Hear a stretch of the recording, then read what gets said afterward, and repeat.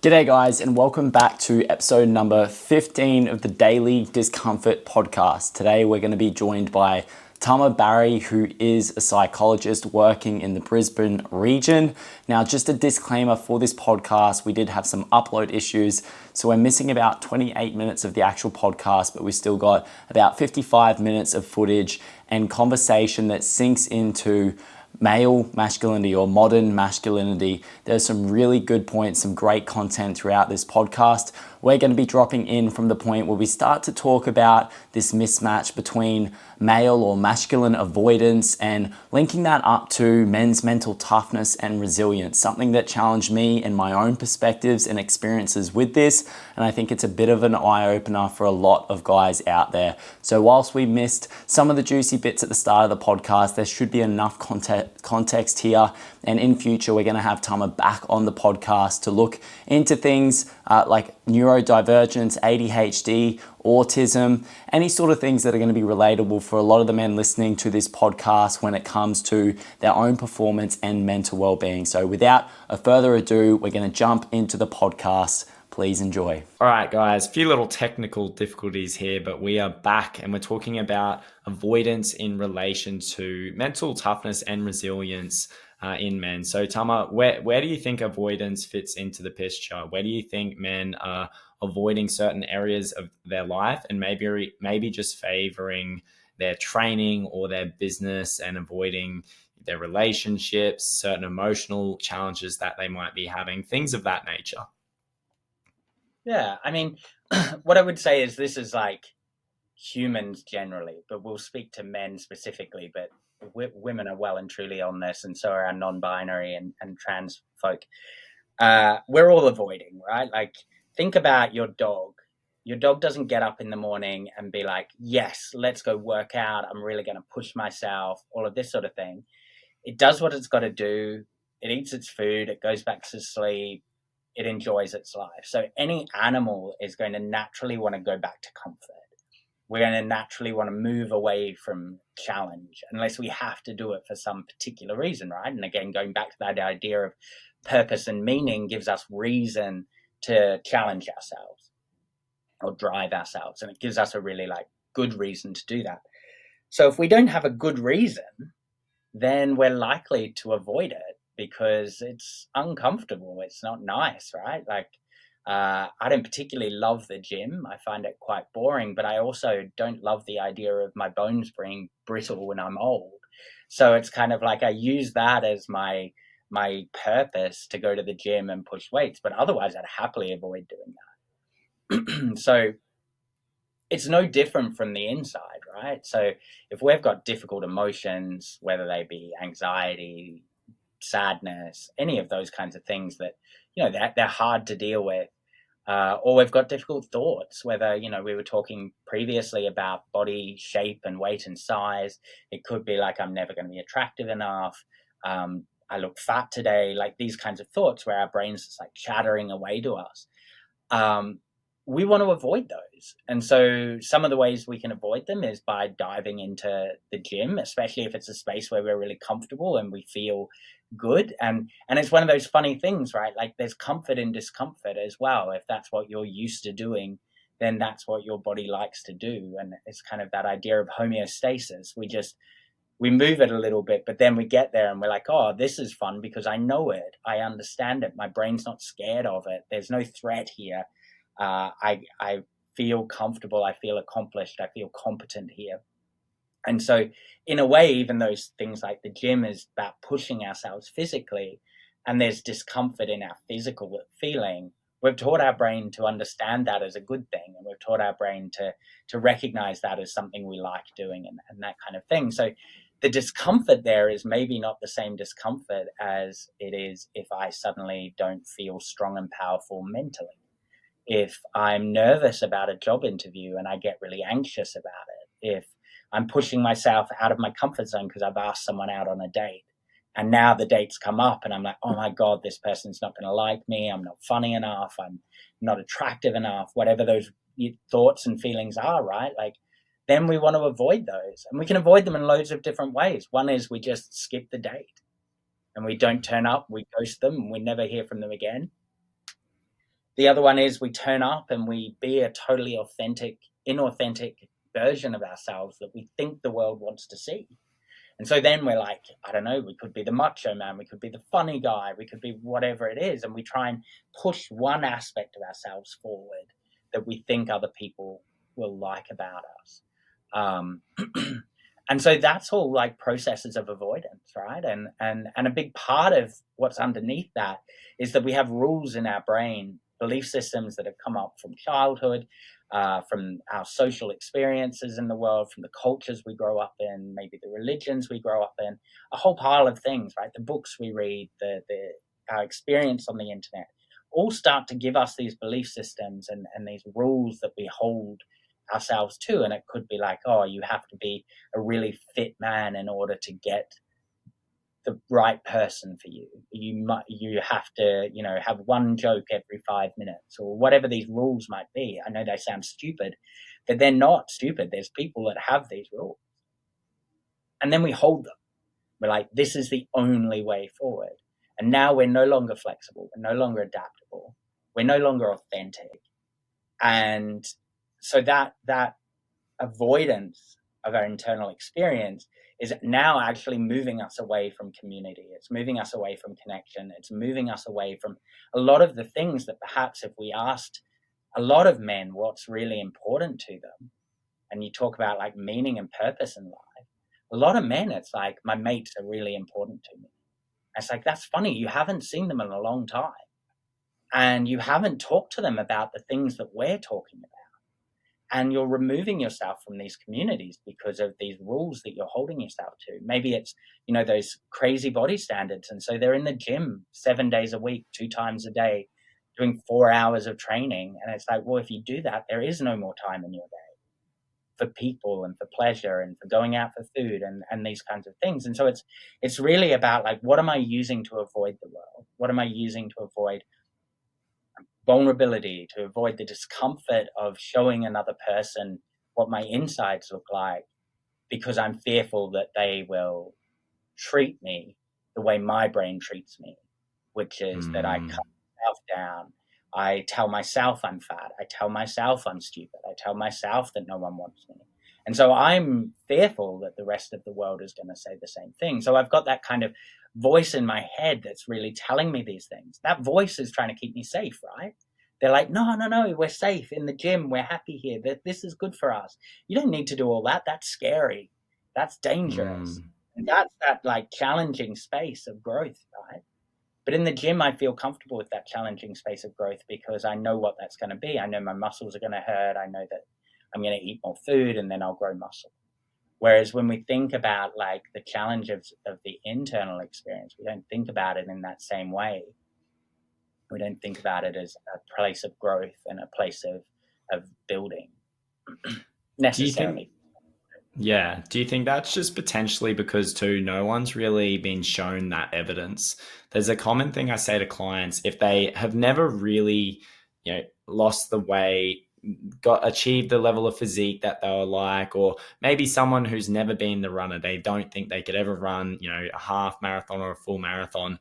I always say, I wish I could give you a pill of foresight just to show you, what it is 12 months down the line once all these habits are in place consistently and you achieve that outcome. Do you think it's the same thing that there's just no proof to the person? Like that's why they avoid these things too. It's why men and women avoid doing the deeper work, like going into that inner child, some experiences with trauma in the past, all these things that have formed the mask that they wear and they're scared to take them off. They're obviously trying to keep themselves safe. Like how do we actually get that person confident that that will be the outcome, that if you stop avoiding these things on the inside, it's actually going to be better if you just deal with that little bit of discomfort. And maybe it is just using the analogy, like think about it with your training. How many times have you experienced that it was a hard session, you didn't think you were going to do it, but you got through at the end of it and you felt good about it, and when you put your head on the pillow that night, you were proud of yourself? Do we start to use those sorts of analogies and speak in their language? Like how do we actually make doing deeper work or emotional work or just getting them to approach the things that they avoid, how do we make that more attractive to them? That's a really good question, and perhaps one I haven't spent enough time considering. Um, I guess like everything in psychology, right? It'd be lovely to be like, this is the answer, but in truth, everything it's complicated, and that's because we're complicated, right? So it could be that that analogy works really well with some people, and then there's other people where it's like, I don't get it. I can't connect the two. Or there's other people that are like, ugh, it doesn't work for me, um, for whatever reason. And so I think, yeah, I think it's really complicated. I guess to take a side quest here that maybe connects in, I was reading some research from Movember in the US a couple of days ago, and they were really talking about how do we adjust the sense of masculinity in the world. Because when we talk about masculinity, generally speaking, the kind of masculinity I think is in your brain is probably the one that's in my brain, where it's this idea of this kind of like lone island kind of guy who's very stoic and very disciplined, and is the breadwinner and doesn't show or tell anyone their problems. They have to deal with them themselves, and this very kind of like self-sufficient human that doesn't want to burden others, but at the same time wants to support others, and this kind of thing. And again, there's nothing wrong with that form of masculinity per se, right? Except that it's lonely. And except that in 1920, that was the ideal form of masculinity, because there was a whole pile of social and cultural structures around that human that allowed for that experience of the world. In 2025, it's a totally different thing. And masculinity has to adjust to that. We can't go backwards. It's an impossible thing. You can never put toothpaste back in the tube, right? So, and for many reasons, it's a good thing. And I recognize there's a lot of men out there who don't feel like it's a good thing where we are in 2025. And I think that that's possibly because a lot of their belief systems and a lot of the rules that they hold on to are the ones that are kind of under threat, right? And none of us like to be under threat. None of us like to be told that our way of being in the world and our thoughts and feelings about the world are wrong. Because they're not entirely wrong. Stoicism is still a valuable way to be. It's just, don't just be stoic, be more. And I think, that's maybe part of how do we get people in, is this idea, and this is what came out of the Movember research, and one of the ways of how do we build spaces for men to be masculine in a modern way.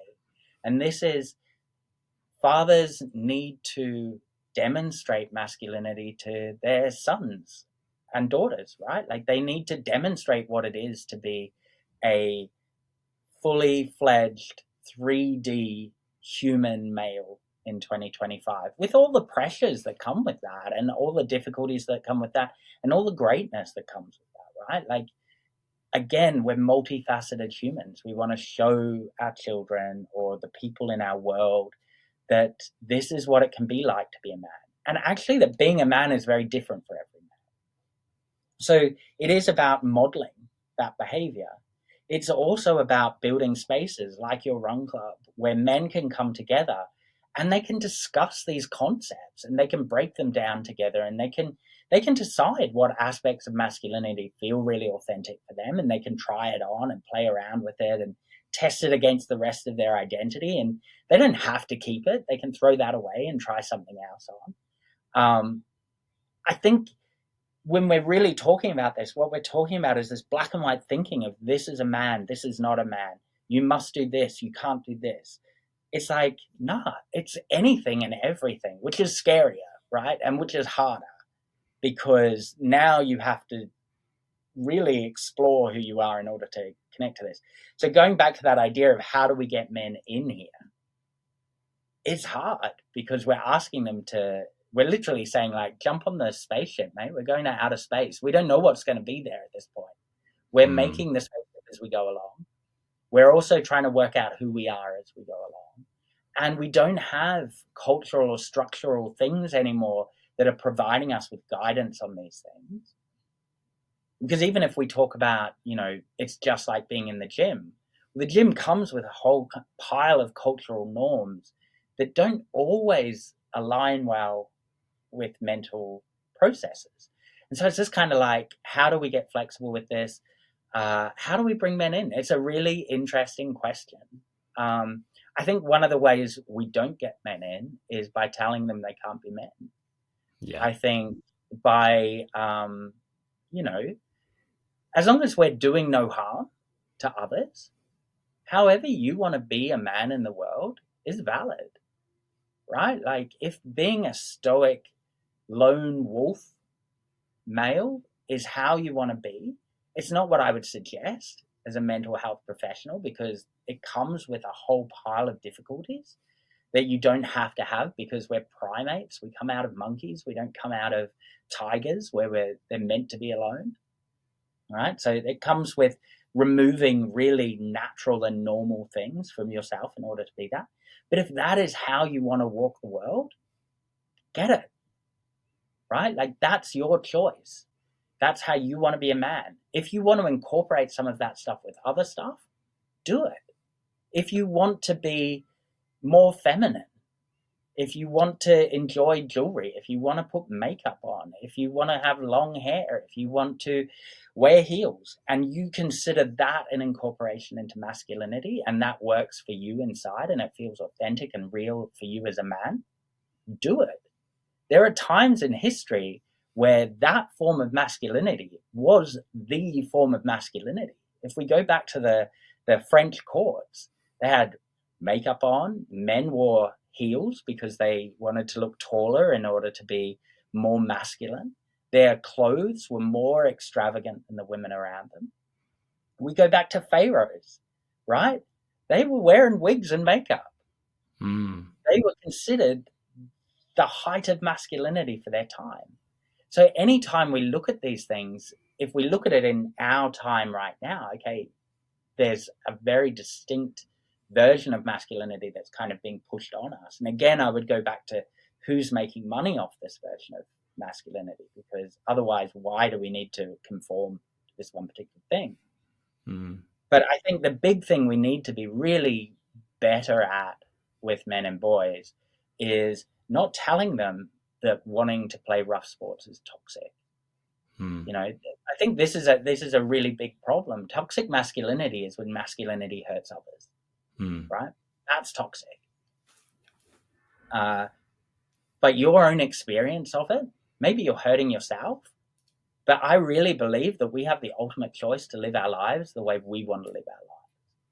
As I said, I wouldn't necessarily recommend specific ways of doing this because it's disconnected.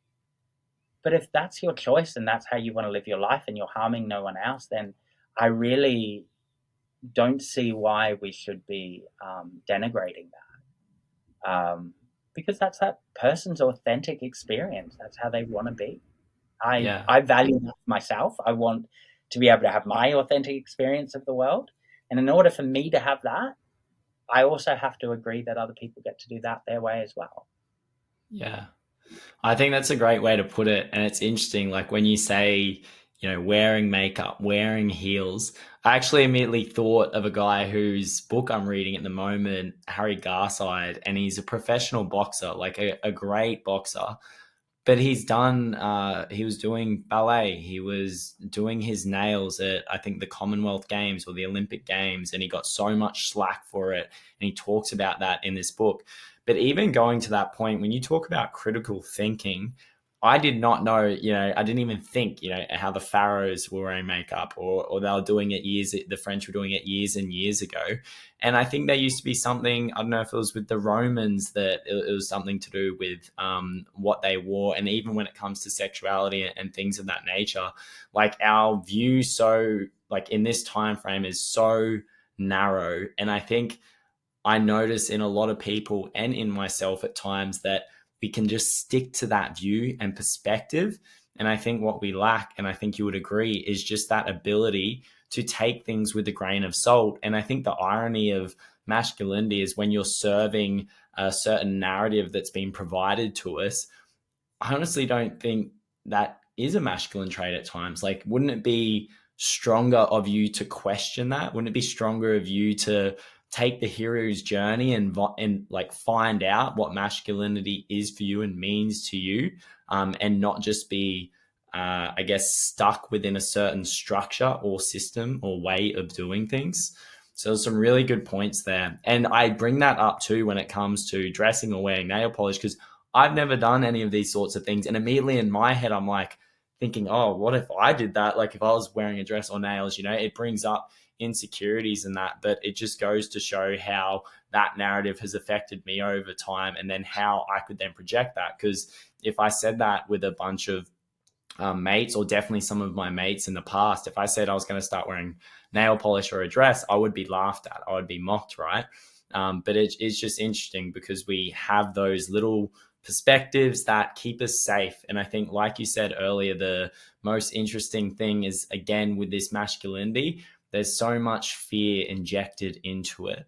And that was going to be one of my questions earlier is there a way for us to use fear in a helpful way? Because this is a common theme that I find, and I've asked people the question before, how do we start to act from a place of love and not fear?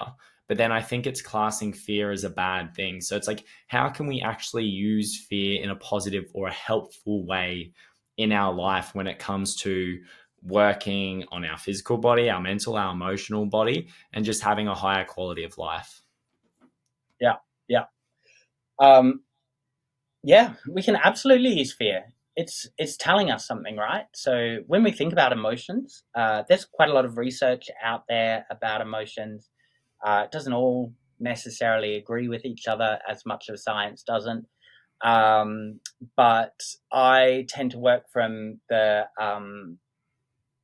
concepts of Lisa Feldman Barrett, who is a massive researcher into emotions. And really, what she talks about is that emotions are drivers of behavior, and that our emotional experience is actually designed to push us into behavioral action, right? So if we think about anger, it pushes us to fight. These kinds of things. If we think about depression or sadness, it makes us retract. It makes us withdraw. It's almost like we're going to heal, right? Like we're taking ourselves into a space of healing. And so if we think about our emotions as drivers of behavior, right? So fear is a really powerful emotion, and it's designed to drive some sort of behavior. Generally speaking, fleeing in the opposite direction or fighting and running, right? Like it's generally holy shit, let's get out of here kind of feeling. Just because we have emotions doesn't mean they're right. Doesn't mean the behavior is right that we do afterwards. Heaps of us have got angry, said stupid things that we regretted afterwards. But in the heat of the moment, the emotion pushed us. We behaved. We shouted at our partner or our parent or whoever it was, said horrible things, and then have regretted it afterwards, right? So that isn't something we would want to do. That's not a behavior we would necessarily want to do. So I think when we're talking about fear, what we want to do is we want to notice when we're fearful, and then we want to ask why. Like, what is coming up? Why is my body producing this feeling? What is going on in my environment that my senses have drawn in? What is the experiences in my mind that my monkeys in there have picked out of the filing cabinets and gone, oh, last time this happened, this is what happened. How is that affecting my worry from my past and my fear from my future, right? Like, what is the projections of the stories my brain is telling me? Because that's the interesting information, right? Like, if I'm going to wear nail polish, and what's the fear? The fear is my friends are going to laugh at me. Why is that such a bad thing? Because my friends might push me out of the group. My friends might turn on me. And then what do I have? I'm on my own, right? We are group animals. One of our biggest fears is to be pushed out of the group, because a human on their own in the wild is not worth shit.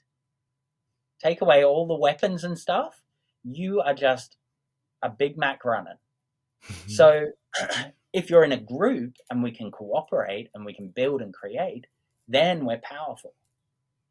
So we have a really strong need to want to stay in our group. So in that instance, it's like, what is this fear? This fear is telling me this. Then I get a choice, right? At that point, I can choose. Do I want to put the nail polish on anyway? Or, okay, actually, that's a really good point. I don't want to do that. I'm not going to do that action. But that's how we can start to build that process. So fear is telling us that we believe something in the environment is scary or dangerous or that kind of thing. But that could be based on my experience as a 5-year-old, when the last time a big burly man came into a space I was in and shouted at me, it was really, really scary. Whereas now I'm an adult male and it's still going to have some fear attached to it, but I have much different abilities now than I did as a little 5-year-old. So my brain could be pulling out information that hasn't been updated to the now. So it could be that you've got a new group of friends. And it's like, if you wore nail polish in this group, they'd be like, oh, cool, what colors are those? But you're still fearful of it because your experiences from the past. So what we want to do really with emotions, fear, happiness, whatever it is, all of it, we just want to get really good at noticing them. This is the point of knowing our emotions, right? Like, it's not to sit there and navel gaze and just be like, oh, I feel this. It's like, if my emotions are driving my behaviors and I don't know what the fuck is going on, then I don't know what my behaviors are doing, because I'm just being pushed by some chimpanzees in my brain who are using last year's directions in order to make it happen. So I'm no longer driving my life. I'm being driven. And what we want to do is we want to get really good at understanding our emotions. We want to get really good at reading what's going on in our body. And it's not to get rid of our emotions. I just need to make space for them.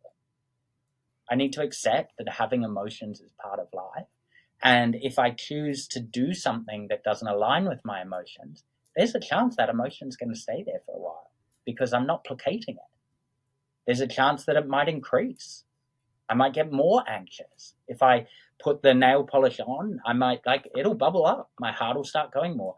The closer I get to my friendship group with my nails painted, the more I'm going to get stressed, right? It's going to go up and up and up. But then when I get there and my friends are like, oh, that's really cool, then my chimpanzees go, oh, that's interesting. We didn't expect that. Let's take that story and put it in the filing cabinet. And then we start to adjust what our chimpanzees have access to. Yeah. Yeah. I think I like the analogy with the nail polish. How do you think, because we had a similar conversation the other day, when we look at the men who are probably more so leaning into their masculine versus the one leaning into their feminine, what's the opposite? So even in both scenarios, where do you think the archetypical masculine man, the qualities that he leans into, where could he probably lean more into the feminine? And then for the more feminine man, where could he lean more into the masculine? Now, given that it's a matter of if and when, and the individuals may differ, just as a bit of a general perspective of that. Yeah. Okay, so maybe controversial for some. I'm going to just talk a little bit about like the colonial aspect of masculinity and then masculinity perhaps in other cultures, right? Yeah. So in the colonial, if we take this colonial hat, right, it is about dominance. It is about taking. It's about, I will subject or subdue others to my will, right? So if we take that as, and under colonization, we also have patriarchy. So we take like the man at the top of the hierarchy.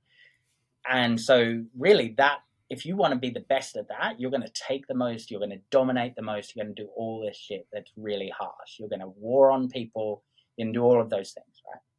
So that's a very rough version of that. Obviously, there's a whole pile of nuance in there. But as a comparison, if we then look at the difference with some of our Indigenous brothers and sisters and the spaces they come from, right? And we talk about men in these spaces being protectors, being warriors, but also being nurturers. They're also the people that hold the stories of the tribe. They're also dancers. They're also storytellers. They're also all these other things, right? So when we look at what is a man in these spaces, it's really multifaceted. Whereas when we look at what is a man in kind of this Western colonial concept, it has a lot less to it.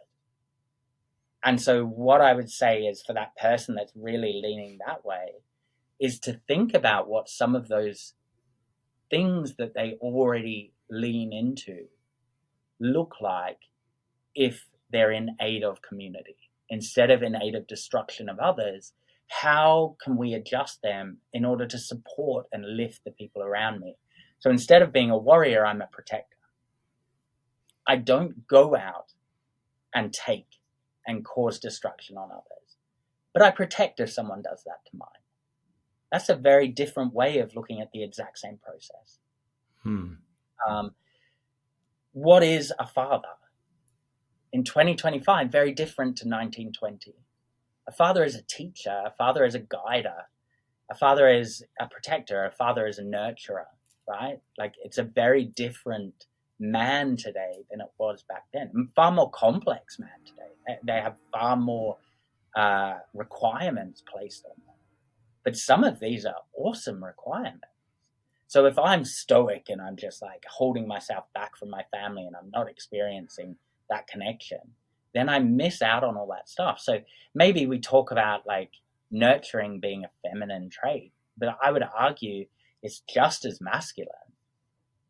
Because if we think about what is the important part of being human, it's being community, it's being connected. And we all have a role in that. We can't just be this person out on the side. We're all got to go into it. And then if we talk about, the person that is mainly a lot more feminine leading, I mean, that's possibly me as a human. It's kind of like how do we touch on those things that are innately masculine, right? So when I think about things like that, I really think about, exercise, fitness, strength, like physical strength, these like really, like we kind of talked about, archetypical versions of that is like going to the gym, being in those sorts of spaces. It's also about allowing for play, right? Like one thing that's really great in masculinity, when masculinity is like chef's kiss version, is that men maintain a level of immaturity in play that women and females aren't kind of allowed, right? So men can get away with being the fun dad and these kinds of things, which is fantastic. But if we lean to the feminine, it's about taking on the role and responsibilities of the home and these kinds of things. If we're using really like traditional concepts, well, they're really serious roles. If you're taking on the emotional and mental baggage of your entire group, then that doesn't give you a lot of space for play. And so what we tend to do is if we're taking on the mental and emotional aspects of our friendship group, we're possibly not the most playful. So engaging in play is really important. And I think, when we talk about this from a male perspective, right, one of the things I noticed when I was reading that research from Movember was in the comments. And I always think comments the most interesting space of anything because it really gives you an idea of what people are willing to say out in the open. And it was really interesting the amount of people that said, well, they have got this and we don't have it anymore and we want this and they can't have this and all of these things. And it's really interesting, this fight to the bottom, right? Like who can have the least? And it's like, what is this? I don't understand that mental perspective. I don't think it's helpful. Men can be playful and so can women. Men can be masculine and so can women. Men can be feminine and so can women. Men can play around with this stuff and so should women be able to. No one should be losing while the other gains. Everyone should be gaining. It just looks different, but everyone should be lifted up. And I think that's a big part of when we're talking about a masculine and feminine, right? So if we go back to that hierarchical structure and we go like men are at the top, therefore they're best. Women are a lesser version because they're down. So then for a hyper-masculine person to try and take on feminine traits is to diminish their masculinity. And for a woman or a feminine person to try and take on masculine traits is to try and haul themselves up a hierarchy, right? So both of them come with connotations of what that is. And in order to haul yourself up the hierarchy, you've got to take someone off it. Is that a realistic concept? I don't think it is. I think everyone can be wherever the hell they want to be. And it doesn't affect or take away from someone else's life. It only does if you're busy getting your nose into someone else's life and deciding that they should or shouldn't have stuff. I don't know. For me, that's kind of where that sits. Sorry, another tangent. No, that was great. And I love, again, just referring to other aspects, whether it's history or whether it's different cultures. One thing that I noticed probably in the past year or two is making friends with, and even my partner being of a couple of different backgrounds like PNG, Chinese, and getting more educated on things that I didn't used to be, because all my mates and all my partners were Aussie, right? So I had this like one narrow perspective. I think there's so much to learn from other cultures and throughout history. And I think the way that you've kind of exemplified that there is really good. And I don't want to say it's the sad thing, but I feel like it is for a lot of people, is that we just stick to, again, this perspective from a Western view, from living in this country, only experiencing what we do and not questioning what it is like in other parts of the world or what it was like throughout other parts of history. The other thing that just keeps coming back to it and keeps circling around is that aspect of fear. Like when you say, guys are going to be scared that they step down the hierarchy because a woman takes the position, or because they feel less masculine as well. Again, it's fear and it's insecurity, I feel like, at the same time, which always to me is just very ironic that we're trying to put on this tough persona, trying to be these tough macho men, but a lot of it just comes from fear and insecurity. And I don't think it's really coming from a grounded place for a lot of people. However, when I say that, recently, when I'd done this event recently, I saw what healthy masculinity looked like what strong leadership looked like, and what a strong community looked like, where there was vulnerability and there was also dudes really getting after it, and some of the things that really inspire, I guess, that masculine side of me, or some of the things that I've also enjoyed. But then feeling comfortable in that place, like not a lot of people there were acting from a place of their own insecurities. They were more comfortable with each other. And it was just good to see men in that community connecting with each other. And essentially, it's because they were more grounded and they were okay with letting the walls down a little bit there. One thing that I wanted to touch on before we start to head into finishing up was, you talked about earlier what sounded like the mask that people wear. And I wanted to dive into it from your personal experience, and where we kind of began the podcast is, how did you go from transitioning from being an athlete to a psychologist, like shifting your identity from one thing to the other? Because again, I think a big basis that guys and girls are struggling with is tied to their identity and who they feel like they are, and what they feel like they are expected to do based on the standards that they set around them, or the standards that they set for yourself. So what was that kind of period like for you, going from the athlete, where that's what you did for a living, and then you started to move into psychology? What was that experience like? What were the challenges, and how did you get through it? Yeah, it was pretty brutal.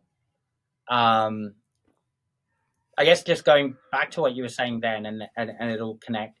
I think it's really important that we recognize that finding our identity is really, really hard.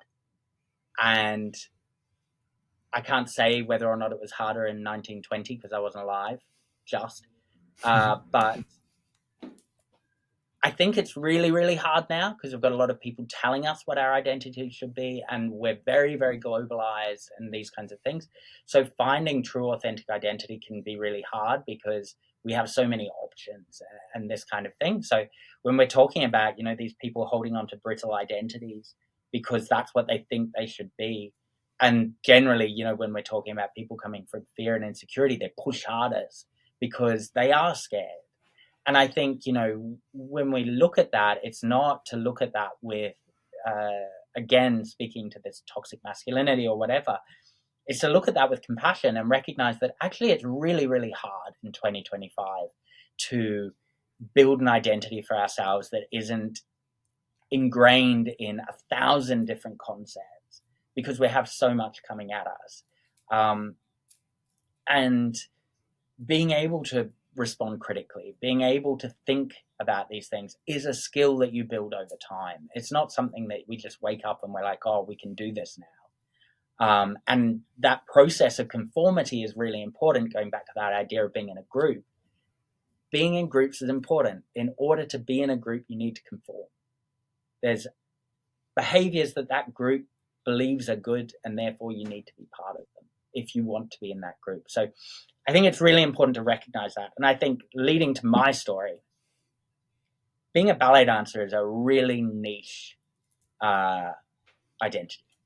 Really, really niche. I left home to go to ballet school when I was 13 years old.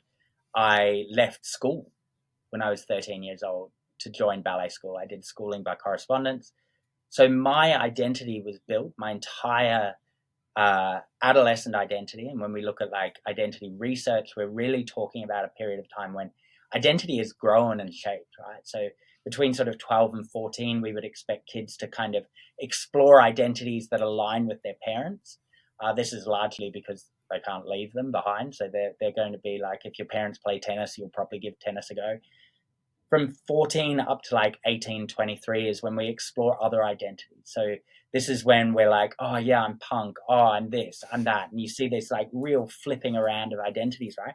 Super, really normal way of being. And it's really important because that's where we build our sense of ourselves. That's where we're like, oh, I really hate punk music. Or I love punk music, I hate punks.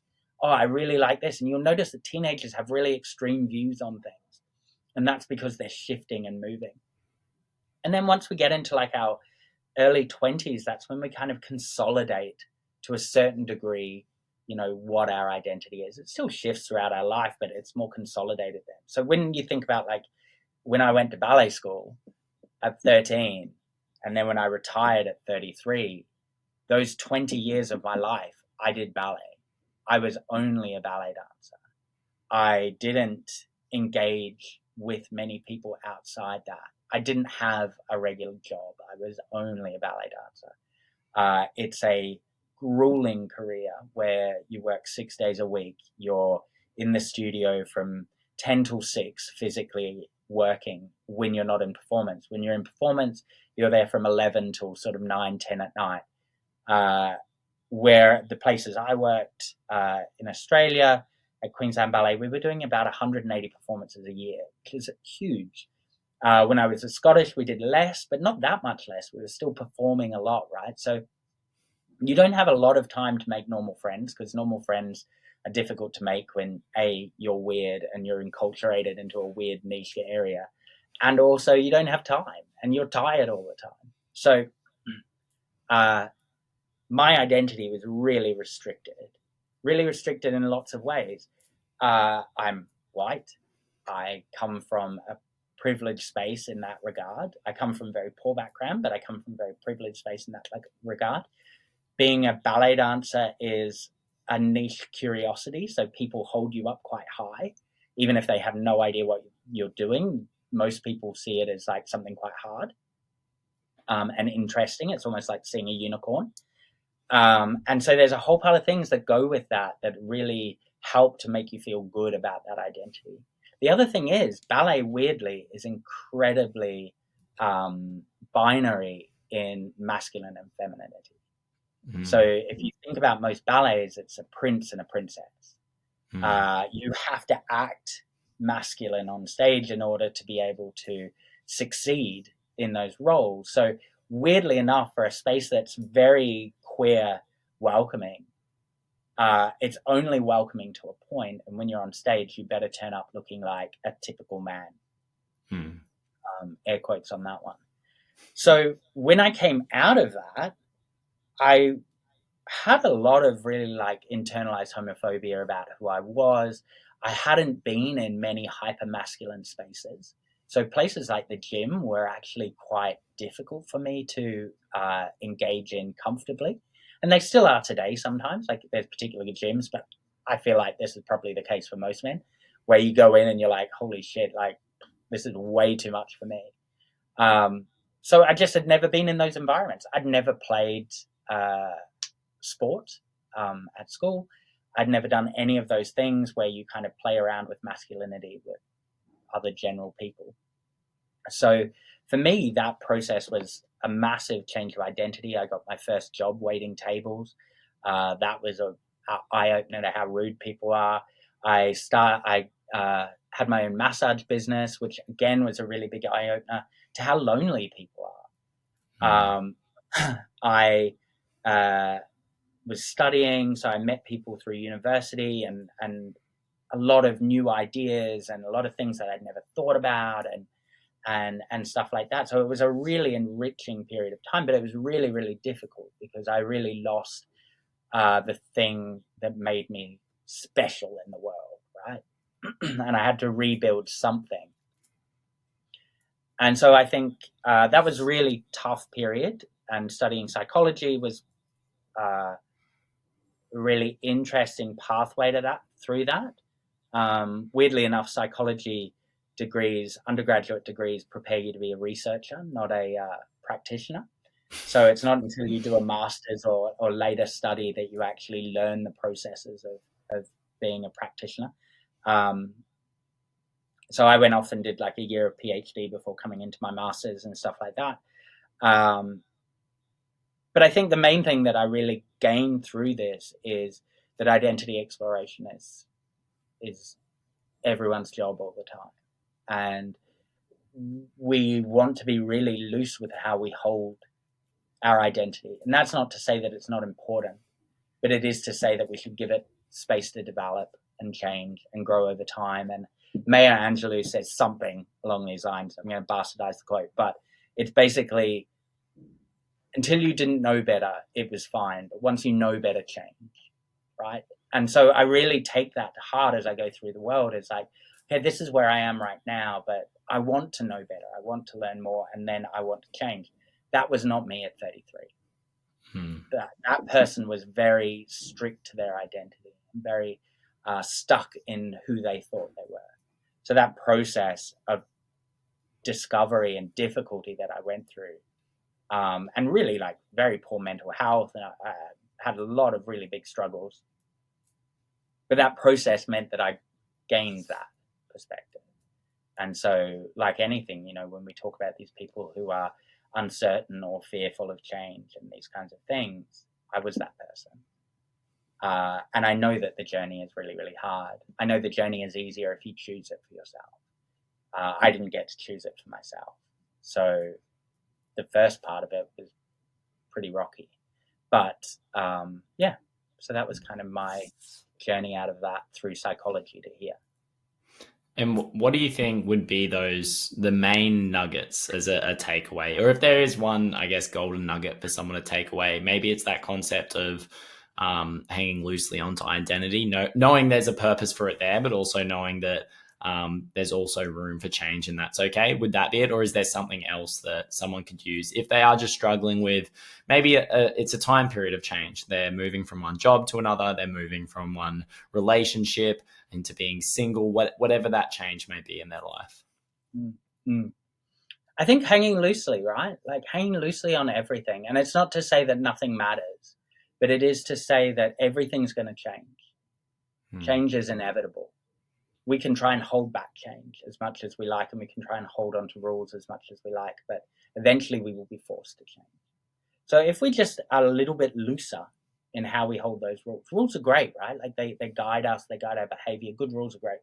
If we hold them a little bit looser, then we can be more adaptable with them. And if we combine that with a active use of and finding of my purpose in life, then we've got a real way to navigate, right? Like, and it's flexible and it's adaptable and it's aligned with maybe not necessarily goals, but committed action towards a purpose. I think that is the structure that I believe is what I've learned and would say is like, that's the structure. If you can encapsulate that, which is basically acceptance and commitment therapy. But if you can do that, then you're really guiding your life where you want to go. And I think that's the thing, right? We all want choice. We say we want control, but really all we get is choice. Yeah, and having that autonomy kind of there to govern your own decisions. Yeah, I love it. I think it's very valuable. And it's been an interesting one because I often question that idea, like even just questioning the way I look at things at times and trying not to just pick one side. I'm like, am I just crazy for not wanting to pick a certain way to look at this or to say this is exactly who I am? But also I think one thing that you talked about earlier was flexibility and adaptability. And you're so rigid, you're probably going to crumble at one point if you've got this, symbolic structure, very rigid, strong structure, symbolic of some of the men who can struggle with some of those changes and being tied to an identity. Yeah, there's no room for adaptability and flexibility, which also alludes to another thing you said earlier, is that the concept of masculinity is still kind of based off a time in history that's no longer really that relevant to this point now. So I think it's very valuable advice to put out there. And I'll have to revisit that, was it the Michelangelo quote as well? Maya Angelou. Yeah. I love love quotes. I chuck them in my little breathwork sessions sometimes. So she's full of the quotes. Yeah. Oh, did you say it was Maya Angelou, not Michelangelo? Yeah. There you go. Just me being narcissistic than picking Michael. Michelangelo would be probably from what's kind of the historical version of Michelangelo is he was like quite a cantankerous, rude human. So I think it would have been a bit different. Tama, just before we finish up, we discussed this the other day. I think there's a certain place for our community and what we're doing at the Daily Discomfort, but it does come to a point at times where people do need to seek out other options and seek professional help. And being someone in the fitness industry, I know there's a certain scope of practice to work within. So I'm always, happy to refer out, which we discussed. So where can people find you? Like obviously people local to Brisbane, is there any kind of concept of maybe doing some online work, or is there a way that maybe people could reach out to you through Instagram, anything like that? Yeah. So on Instagram, I'm Tama Barry Psychology. So TamaBarry Psychology. Yeah. On my website is www.tamabarry.com. I do telehealth in person in Newstead. I work with NDIS, work cover, private health, mental healthcare plans through Medicare, and those can all be done online or in person as well. So yeah, they're probably the best places to find me.